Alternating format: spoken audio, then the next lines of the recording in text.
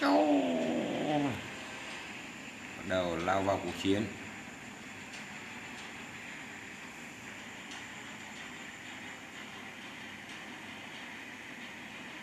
Rồi, mục tiêu xuất hiện. 3 máy bay.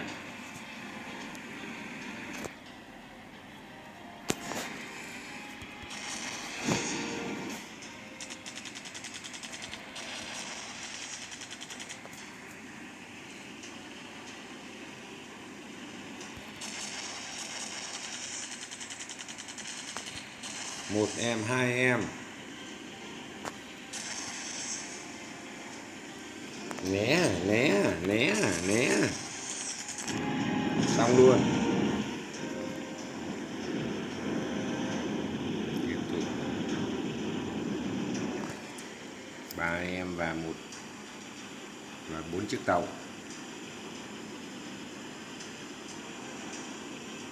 Tiếp tục nào, chiến đấu nào.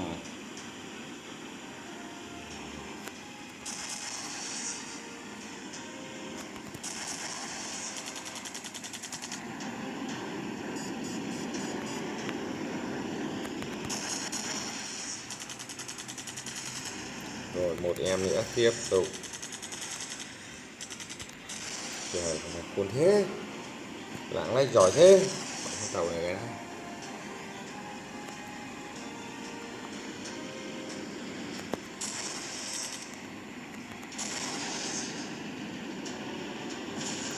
xong rồi các bạn, diệt được. Quay vào tàu, mày hạ thấp độ cao, không là tên lửa nó bắn.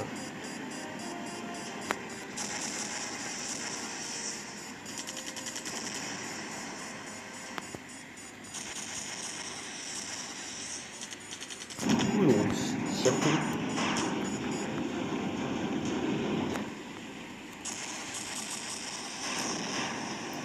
Bị tổn thương rồi. Có chiến đấu phải có hy sinh. Quay lại đánh con tàu này, tên lửa bắn.